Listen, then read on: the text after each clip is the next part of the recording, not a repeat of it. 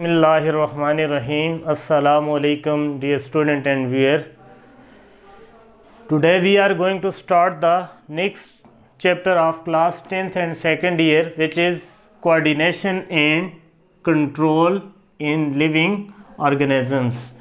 तो हम नेक्स्ट जो हमारा ये वाला जो चैप्टर है इसमें हम कोऑर्डिनेशन के बारे में पढ़ेंगे. What is coordination and what is the importance of coordination for the survival and best benefits of living organisms. तो हम स्टार्ट करते हैं कोऑर्डिनेशन से. कोऑर्डिनेशन है क्या है? वर्किंग टुगेदर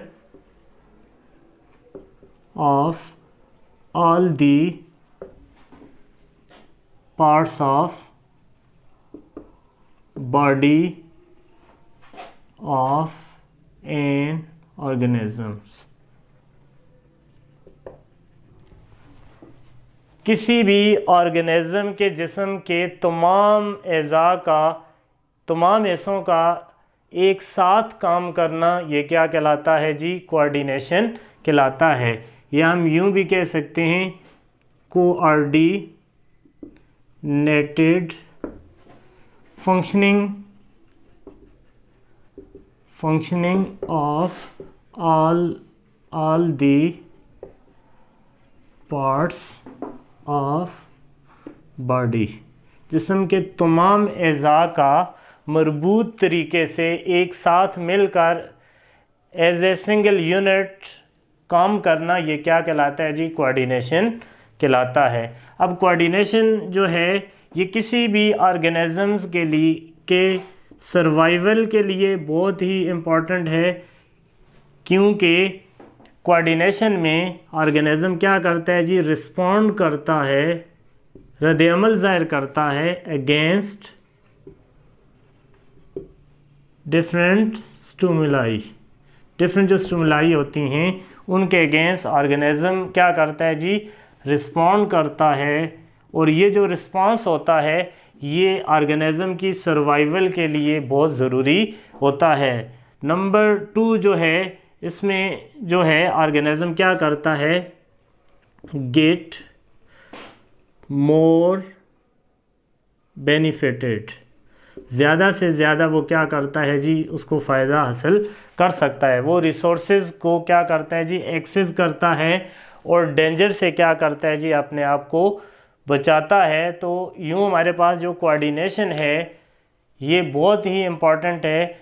सर्वाइवल वैल्यू है इसकी कि फॉर एग्ज़ाम्पल बाद जो स्टिमुलाई होती हैं वो बहुत ज़्यादा क्या होती हैं जी? मोहलक होती हैं, डेंजरस होती हैं.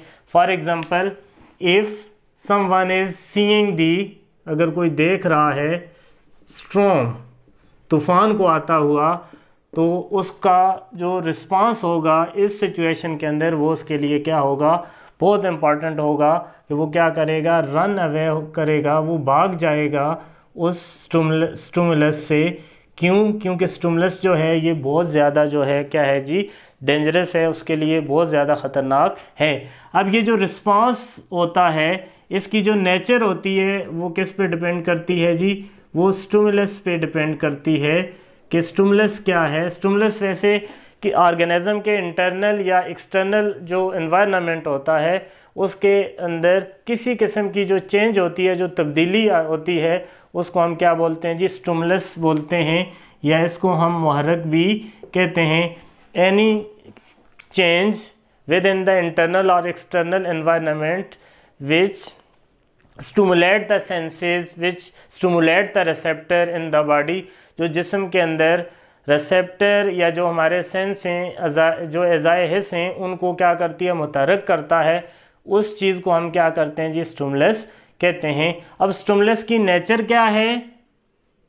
किस किस्म का स्टिमुलस है?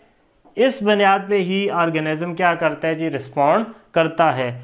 नेचर का क्या मतलब है कि ठीक है, व्हाट टाइप ये किस किस्म का स्टिमुलस है? ये बेनिफिटिंग है या डेंजरस है, बेनिफिशियल है या हार्मफुल है, और फिर इसकी स्ट्रेंथ क्या है, इसकी शिद्दत क्या है कि अगर ये कोई बेनिफिटिंग है या बेनिफिशियल है, तो how much beneficial it is, ये कितना इस मतलब फ़ायदेमंद है। जितना ज़्यादा फ़ायदेमंद हुआ ऑर्गेनिज़म उतने ही ज़्यादा रिस्पॉन्स करेगा उस रिसोर्स तक जाने के लिए, ताकि उसको ज़्यादा से ज़्यादा फ़ायदा हो। इसी तरह अगर कोई डेंजरस है या हार्मफुल है तो उसकी स्ट्रिंग क्या है, वो कितना डेंजरस है। बाज़ जो हार्मफुल चीज़ें होती हैं उन पर ऑर्गेनिज़म का जो रिस्पांस होता है वो इतना ज़्यादा नहीं होता। ठीक है, फॉर एग्ज़ाम्पल हम ये कह लें कि अगर आप धूप में सनलाइट एक स्टिमुलस है, रिस्पांस होगा लेकिन रिस्पांस इतना स्ट्रॉन्ग नहीं होगा धूप से बचने का एज़ कम्पेयर टू अगर कोई स्ट्रॉम को देख ले या अर्थक्वेक या इस तरह की जो चीज़ें हैं, ये जो होते हैं ये स्ट्रॉन्ग।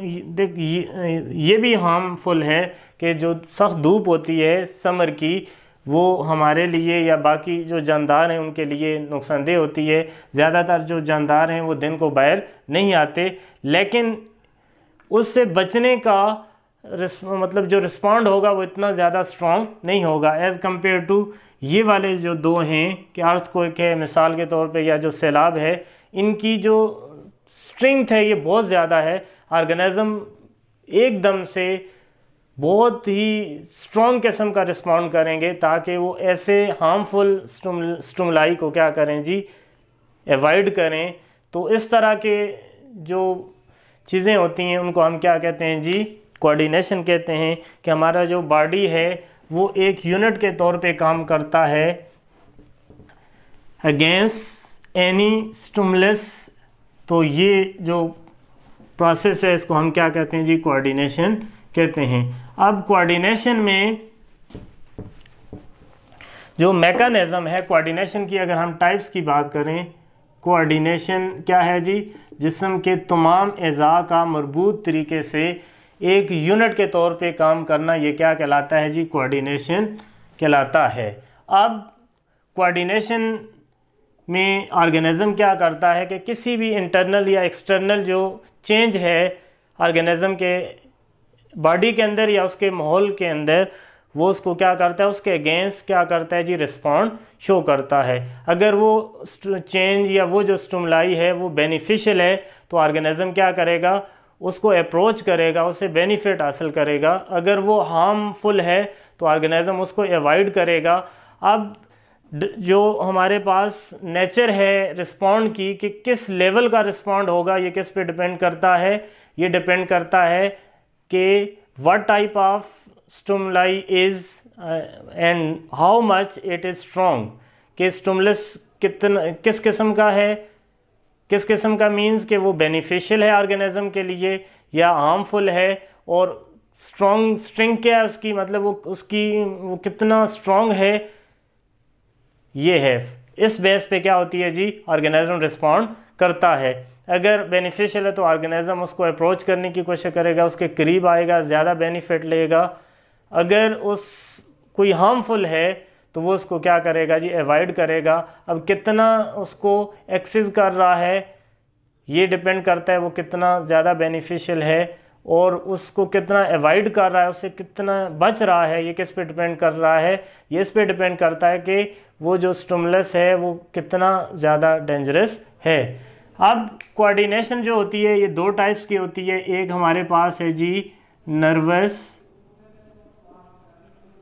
कोऑर्डिनेशन, और दूसरी जो है हमारे पास वो क्या है जी, केमिकल कोऑर्डिनेशन। नर्वस जो कोऑर्डिनेशन है ये किसकी वजह से होती है जी, it is due to nervous system.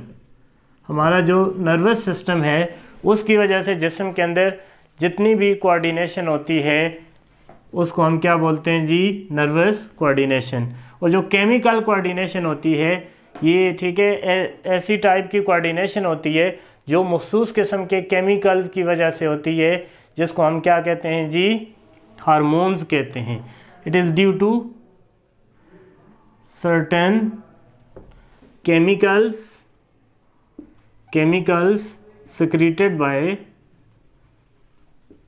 endocrine glands called hormones। तो एंडोक्राइन ग्लैंड्स से सिक्रीट होने वाले बाज़ जो केमिकल्स होते हैं जिनको हार्मोन्स कहा जाता है, तो हार्मोन्स की वजह से जो कोऑर्डिनेशन होती है ऑर्गेनिजम्स के अंदर उसको हम क्या कहते हैं जी, केमिकल कोऑर्डिनेशन। तो यही दो टाइप की जो कोऑर्डिनेशन है उनको इस चैप्टर में हम डिटेल से पढ़ेंगे। तो नर्वस कोऑर्डिनेशन जो है ये क्या होती है जी, एनिमल्स जो हैं, एनिमल्स के अंदर नर्वस कोऑर्डिनेशन भी होती है और केमिकल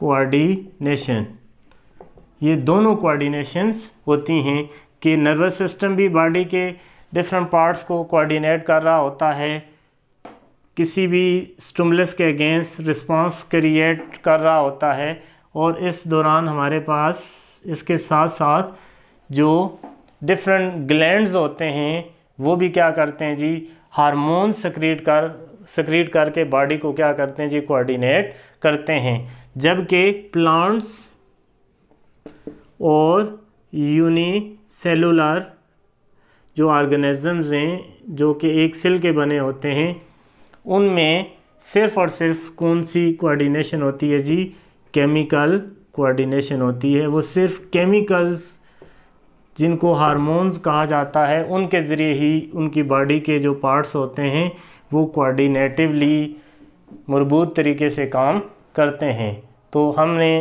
क्या देखा, कोऑर्डिनेशन क्या है, इसकी इम्पोर्टेंस क्या है। तो मैंने कोऑर्डिनेशन को डिफ़ाइन किया है दो डिफरेंट तरीके से। पहला जो तरीका है वो क्या है कि बॉडी के तमाम अज़ा का एक साथ काम करना, ये क्या कहलाता है, कोऑर्डिनेशन कहलाता है। Working together of all the parts of body in an organism is called coordination. और दूसरी क्या है कि coordinated functioning of all the parts of body, जिस्म के तमाम अज़ा का मरबूत तरीके से काम करना क्या कहलाता है जी, कोऑर्डिनेशन कहलाता है। कोऑर्डिनेशन में होता क्या है कि हमारी बॉडी के अंदर या माहौल के अंदर कोई भी चीज़, कोई भी पैरामीटर अगर चेंज हो रहा हो तो उसको हम क्या बोलते हैं जी, स्टिमुलस बोलते हैं। और ये जो स्टिमुलस होता है इसको हमारे बॉडी के अंदर ख़ास किस्म के क्या होते हैं जी, रिसेप्टर्स होते हैं, जो कि आर्गन भी हो सकते हैं, टिश्यू भी हो सकते हैं, सेल भी हो सकते हैं। वो इसको क्या करते हैं, डिटेक्ट करते हैं।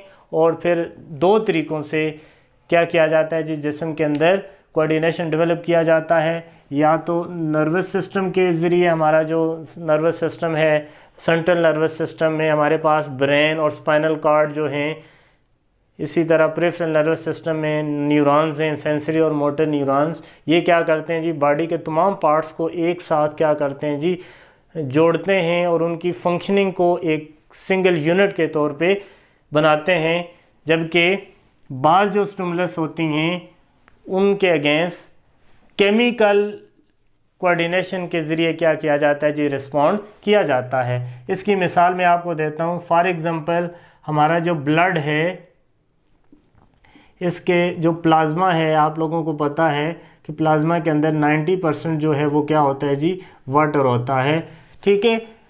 इसके अलावा सॉल्ट्स भी होते हैं। तो जितने भी बॉडी फ्लूइड्स होते हैं उनके अंदर सॉल्ट्स और वाटर की जो कंसंट्रेशन होती है उसका जो होम्योस्टेसिस है वो क्या कहलाता है, हमने पिछले चैप्टर में पढ़ा था, ऑस्मो रेगुलेशन कहलाता है। फॉर एग्ज़ाम्पल जो है हमारे ब्लड के अंदर वाटर का जो लेवल है वो क्या हो गया जी, कम हो गया। वाटर का लेवल ख़ास मकदार से जब कम होता है तो फ़ौरन से क्या होता है जी कि इस तब्दीली को सेंस किया जाता है। रिसेप्टर जो होते हैं, जो कीमो रिसेप्टर होते हैं, जो बैरो रिसेप्टर होते हैं ब्लड वेसल्स पर, वो इस मतलब चेंज को, इस इंटरनल स्टिमुलस को क्या करते हैं, डिटेक्ट करते हैं।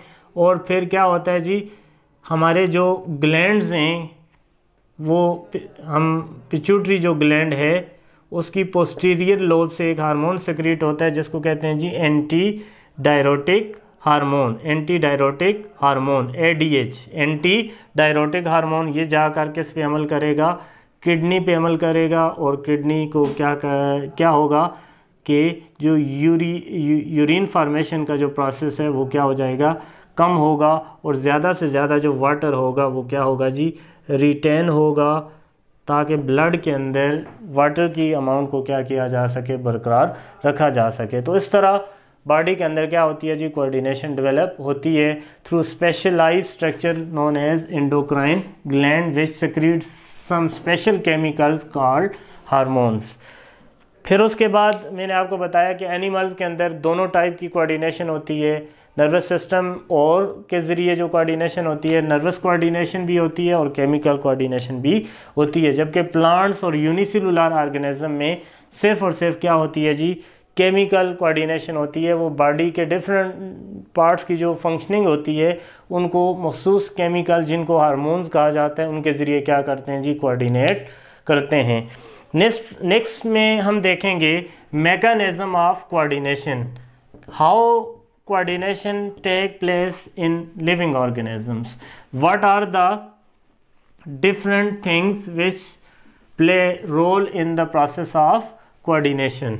जिस्म के कौन कौन से पार्ट्स कैसे कोऑर्डिनेशन में किरदार अदा करते हैं, तो हम क्या देखेंगे जी, mechanism of coordination, mechanism of coordination.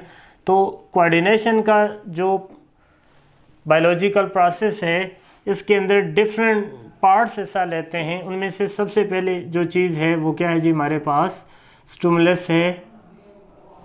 फिर उसके बाद जी जिसका प्लूरल हमारे पास क्या है जी, स्टिमुलाई है। नेक्स्ट में हमारे पास क्या आ जाएगा जी, रिसेप्टर्स। नेक्स्ट में हमारे पास क्या आ जाएगा जी, कोऑर्डिनेटर। नेक्स्ट में हमारे पास क्या आ जाएगा जी, इफेक्टर। अब स्टिमुलाई जो है ये मैंने आपको पहले बताया है कि एनवायरनमेंट के अंदर किसी किस्म की जो तब्दीली जो कि हमारे सेंसेस को या रिसेप्टर को स्टिमुलेट कर दे क्या कहलाती है जी, स्टिमुलस कहलाती है। स्टिमुलस क्या है जी, any change in the internal और external environment which can initiate a response is called stimulus. अंदरूनी या बैरूनी माहौल में कोई ऐसी तब्दीली जो हमारे बॉडी के अंदर किसी किस्म का जो रिस्पॉन्स है, जो रद्द-ए-अमल है उसको शुरू करती है, क्या कहलाता है जी, हमारे पास स्टिमुलस कहलाता है। तो हम इसको कैसे डिफाइन करेंगे, the change in the internal और external environment which can stimulate the initiation of a response is called stimulus। अंदरूनी या बैरूनी माहौल में कोई भी ऐसी तब्दीली जो कि ऑर्गेनिज्म में क्या करे, किसी किस्म के रद्द-ए-अमल को क्रिएट करे, प्रोड्यूस करे, वो क्या कहलाती है जी, स्टिमुलस कहलाती है। या सिंपली हम यूँ कह सकते हैं कि any change in the environment which can stimulate the receptor, जो कि हमारे जो रिसेप्टर्स होते हैं, हमारे जो सेंसेस होते हैं उनको क्या कर दे, मुतहर्रिक कर दे। तो ऐसी तब्दीली को हम क्या कहते हैं जी, स्टिमुलस कहते हैं। और उसके बाद नेक्स्ट जो हमारे पास क्या है जी, वो क्या है, रिसेप्शन। अगर हम प्रोसेसेस की बात करें, रिसेप्शन ऑफ स्टिमुलाई, स्टिमुलाई को डिटेक्ट करना, ये किसका काम होता है जी, रिसेप्टर का काम होता है। हमारी बॉडी के अंदर डिफरेंट टाइप के सेल्स होते हैं, टिश्यू भी हो सकते हैं या इवन ऑर्गन भी हो सकते हैं। सेल्स, टिश्यू या इवन ऑर्गन हैं जो कि किसके तौर पे काम करते हैं जी, रिसेप्टर के तौर पे काम करते हैं। ये स्टिमुलाई को एक्सटर्नल या इंटरनल या एक्सटर्नल जो चेंजेस हैं उनको क्या करते हैं जी, डिटेक्ट करते हैं। ठीक है, इनका यही काम है। They are specialised cells, tissue और organ only specific for the detection of internal और एक्सटर्नल स्टिमुलस। ये अंदरूनी और बैरूनी तब्दीली, इनका काम यही है कि किसी भी माहौल, अंदरूनी या बैरूनी माहौल के अंदर जो चेंज होती है पैरामीटर्स के अंदर, जो मुख्तलिफ चीज़ों में जो तब्दीली होती है, उसको ये क्या करते हैं जी, रिसीव करते हैं। ये इनका क्या है जी, काम है। जैसा कि हमारे जो सेंसेस हैं, इसकी मिसाल है आई है, ईयर है, आई है, स्किन है, नोज़ है, टोंग है, ये सारे के सारे क्या हैं जी, रिसेप्टर हैं। आई क्या करता है जी, साउंड को रिसीव करता है, सॉरी ईयर साउंड को रिसीव करता है, आई लाइट को रिसीव करता है, स्किन जो है ये टच और टेम्परेचर को क्या करता है जी, सेंस करता है। नोज़ जो है ये क्या करती है, स्मेल को डिटेक्ट करती है। टोंग टेस्ट को क्या करता है जी, डिटेक्ट करता है। अगर हम इन दो की बात करें तो ये कीमो रिसेप्टर हैं, कीमो रिसेप्टर हैं। ये केमिकल्स को क्या करते हैं जी, रिसीव करते हैं। अगर हम स्किन की बात करें तो स्किन जो है ये मिकेनो रिसेप्टर है। तो ये सोनो रिसेप्टर है, साउंड को रिसीव करता है। आई जो है फोटो रिसेप्टर है, ये लाइट को रिसीव करती है। तो ये चेंजेस को क्या करते हैं जी, रिसीव करते हैं, ये इनका काम है। ठीक है, तो reception of stimuli by receptor में हमने ये बात देखनी है कि जिस किस्म की जो तब्दीली होती है, चाहे इंटरनल एनवायरनमेंट में हो या एक्सटर्नल एनवायरनमेंट में हो, ये जो रिसेप्टर्स होते हैं ये उसको क्या करते हैं जी, रिसीव करते हैं और उसको आगे क्या करते हैं जी, जो कोऑर्डिनेटर्स होते हैं उन तक ये क्या करते हैं जी, उसको भेजते हैं, ताकि इस स्टिमुलाई के अगेंस्ट कोई रिस्पांस क्या किया जा सके, क्रिएट किया जा सके। नेक्स्ट में हमारे पास जो है वो क्या है जी, थर्ड में जो प्रोसेस होता है वो क्या है जी, एनालिसिस एंड इंटरप्रिटेशन ऑफ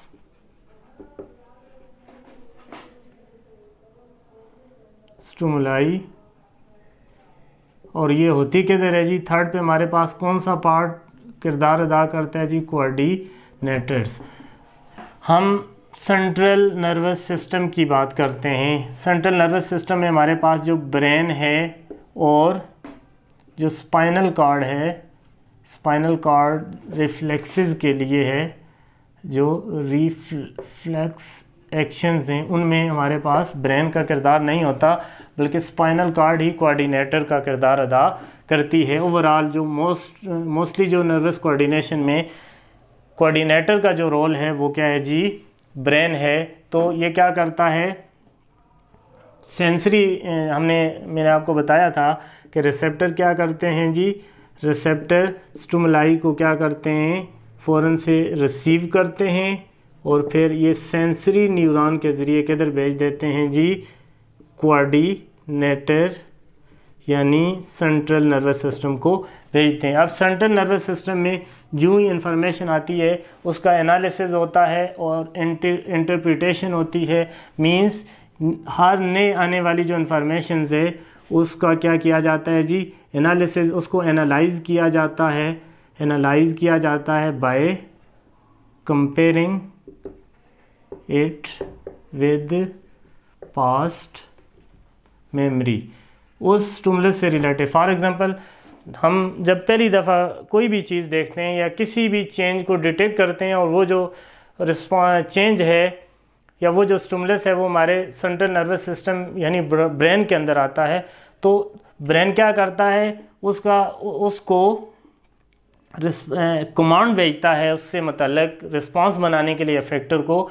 लेकिन उस स्टिमुलस को वो सेरिब्रल कॉर्टेक्स जो है सेरिब्रम का, वहाँ पे मेमोरी के तौर पे स्टोर भी कर देता है। तो हर दफ़ा जब कोई भी एक्सटर्नल या इंटरनल चेंजेस होती है या कोई भी स्टिमुलस होता है, जब उसको लाया जाता है सेंट्रल नर्वस सिस्टम यानी कोऑर्डिनेटर में, तो उसका जो एनालिसिस और इंटरप्रिटेशन होती है वो पास मेमोरी या पास एक्सपीरियंस की बुनियाद पर की जाती है। फॉर एग्ज़ाम्पल, जब हम एक बार किसी भी चीज़ से आगाह हो जाते हैं, किसी भी तब्दीली या किसी भी स्टिमुलस से वाकिफ़ हो जाते हैं, तो हर ज़िंदगी में जब कभी भी हमें उस तब्दीली से वास्ता पड़ता है तो हमारा जो ब्रेन है वो फ़ौरन से क्या करता है, उसको एनालाइज करता है, इंटरप्रेट करता है।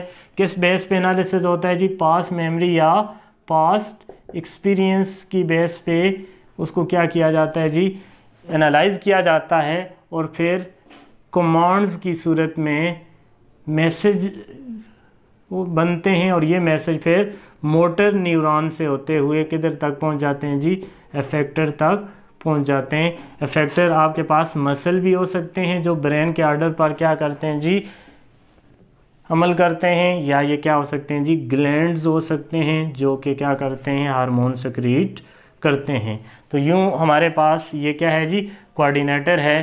कोऑर्डिनेटर जो हमारे पास केमिकल कोऑर्डिनेशन है उसमें ग्लैंड्स होते हैं, एंडोक्राइन ग्लैंड्स, और नर्वस कोऑर्डिनेशन में ब्रेन जो है और जो स्पाइनल कार्ड है वो क्या है जी? कोऑर्डिनेटर का किरदार अदा करते हैं। कोऑर्डिनेटर इन्फॉर्मेशन को क्या करते हैं जी? रिसीव करते हैं, उसको एनालाइज करते हैं, इंटरप्रेट करते हैं, पास एक्सपीरियंस की बुनियाद पे उसको क्या करते हैं?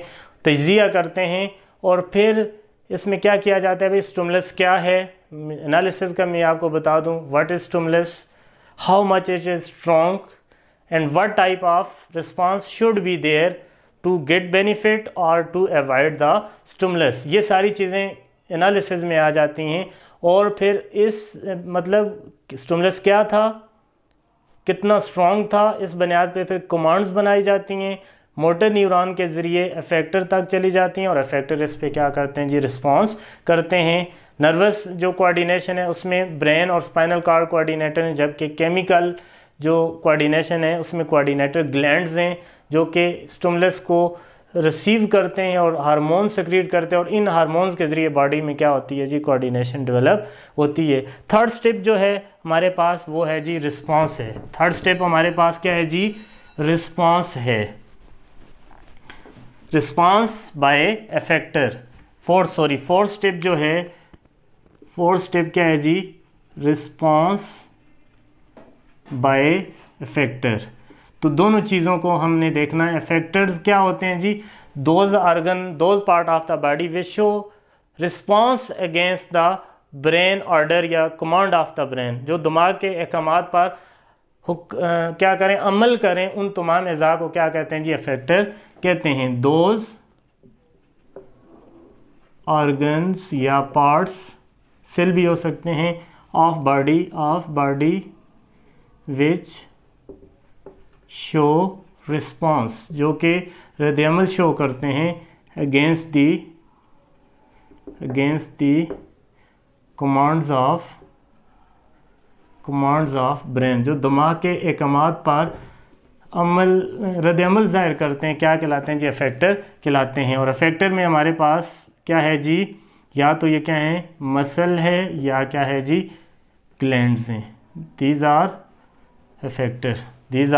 इफेक्टर। इफेक्टर जो होते हैं ये हर उस पार्ट्स को कहते हैं, ये सेल भी हो सकता है, ऑर्गन टिश्यू भी हो सकता है, जो कि ब्रेन के आर्डर पर क्या करते हैं जी? रिस्पांस शो करते हैं। वो क्या कहलाते हैं जी? इफेक्टर कहलाते हैं। अब इस कोऑर्डिनेशन को हम एक एग्जांपल से क्या करते हैं जी? समझने की कोशिश करते हैं। और ये एग्जांपल है नर्वस कोऑर्डिनेशन की।